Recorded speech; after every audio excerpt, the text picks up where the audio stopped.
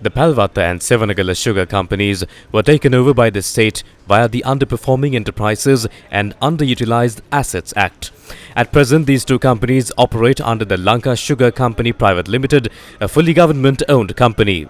Following the COVID pandemic, the government decided to offer brown sugar produced by the Palvatta and Sevanagala sugar companies to cooperative societies at a lower price than the wholesale price as a measure to provide relief to the low-income communities. Accordingly, sugar stocks were sold to private buyers at competitive prices through the tender process and to cooperative societies at lower concessional prices. However, allegations have been raised that this process had led to widespread corruption. Registered buyers with Lanka Sugar Company Private Limited said that a sugar racket is taking place by using the names of cooperative societies.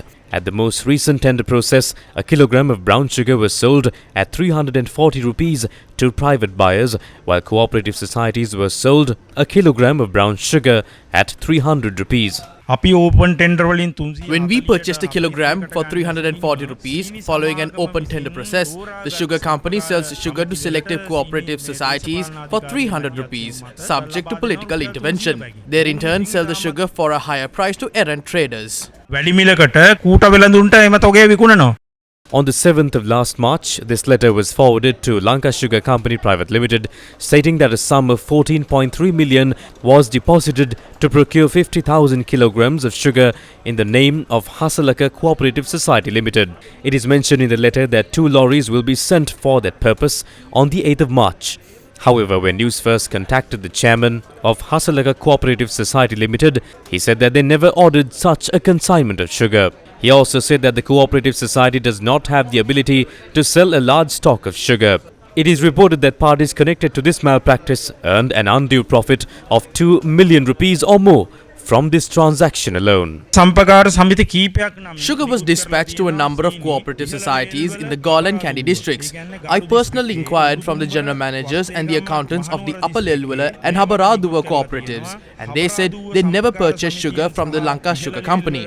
I can responsibly state that a truck bound to the Habaraduwa Cooperative Society was dispatched last night, and another 400 bags of sugar was dispatched claiming to be bound to the Upper Lelwala Cooperative Society. Political intervention is causing damage to the nation and the sugar company.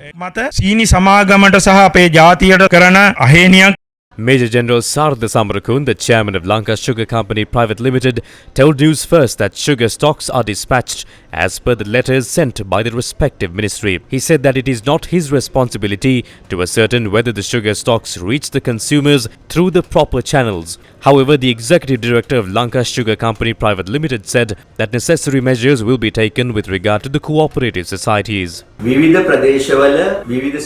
deviate from the tender process to release sugar for cooperative societies located across the country based on their requests. We are informed that the sugar given to the cooperative societies are being sold by other traders. If we can obtain verified information, we will blacklist the cooperative societies that sold the consignment of sugar. This sugar is prepared for the poor people, and if it is being sold to the shops, we will request the Consumer Affairs Authority to make an inquiry and report back to us so that we can stop issuing sugar to those cooperative societies. Who are these people who loot from the brown sugar consignments prepared to be sold for a concessionary price to the low-income earners in the country? Shouldn't an immediate investigation take place and put an end to this malpractice that is costing the nation? Do you remember the previous sugar tax scam? A report submitted by the Ministry of Finance to the Finance Committee of the Parliament revealed that the tax revenue lost to the country due to the reduced import tax was 16 billion rupees. Corporates that were close to the ruling elite made undue profits from this. Shouldn't immediate action be taken before the malpractices of the Lanka Sugar Company Private Limited turn into serious corrupt deals?